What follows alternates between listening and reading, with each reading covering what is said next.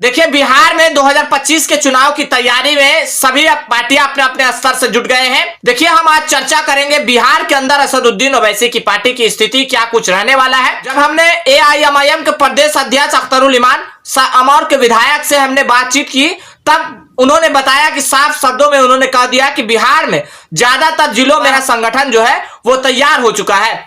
लेकिन अब आपको बता दें कि जब हमने आगे सवाल किया कि क्या 2025 के विधानसभा के चुनाव में आप कितने सीटों पर तैयारी कर रहे हैं या कितने सीटों पर चुनाव लड़ेंगे, तब देखिए बिहार के प्रदेश अध्यक्ष अख्तरुल इमान ने कहा कि हम बिहार के ज्यादा से ज्यादा सीटों पर चुनाव लड़ने का प्लान बना रहे हैं।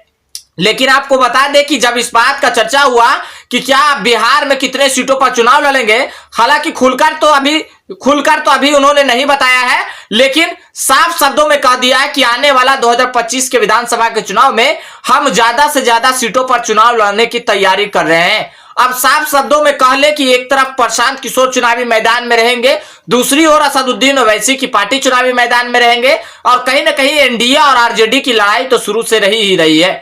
कहीं ना कहीं एक तरफ दो तरफा लड़ाई तो 2020 के विधानसभा के चुनाव का ले, या 2024 के लोकसभा के चुनाव का ले, या 2019 के लोकसभा के चुनाव का ले, इन सभी चुनावों में कहीं ना कहीं दो तरफा लड़ाई हुई है बिहार की। लेकिन अब इस बार 2025 के विधानसभा के चुनाव में इस बात को देखना होगा कि लड़ाई किस तरफ होगा। कहीं ना कहीं प्रशांत किशोर एक तरफ कहते हैं कि हम बिहार में अपनी सरकार बनाएंगे, अपने दम पर सरकार बनाएंगे।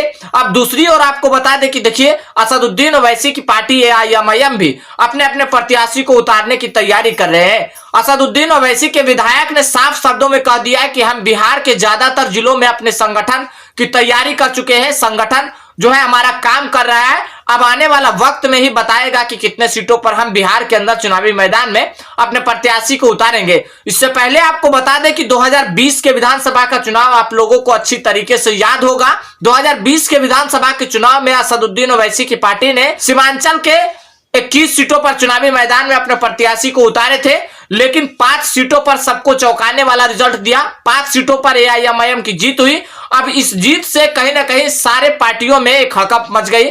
भले ही असदुद्दीन ओवैसी की पार्टी एआईएमआईएम के 4 विधायक राष्ट्रीय जनता दल में शामिल हो गए, लेकिन प्रदेश अध्यक्ष अख्तरुल इमान अब भी इस बात का दावा कर रहे हैं कि आने वाला 2025 के विधानसभा के चुनाव में भले ही हमारे 4 विधायक टूटे हो, लेकिन हम 2025 के विधानसभा के चुनाव में 40 विधायक जीत कर आएंगे। हालांकि एआईएमआईएम के एक नेता और है, कद्दावर नेता राणा रंजीत जो प्रदेश सचिव है एआईएमआईएम के, जब हमने उनसे बातचीत की तब उन्होंने कहा कि हम भले ही हमें तोड़ा गया है, लेकिन हमारे कार्यकर्ता अभी टूटे नहीं है, हमारे वोटर अभी टूटे नहीं है, हमारे वोटर अभी छिटके नहीं है।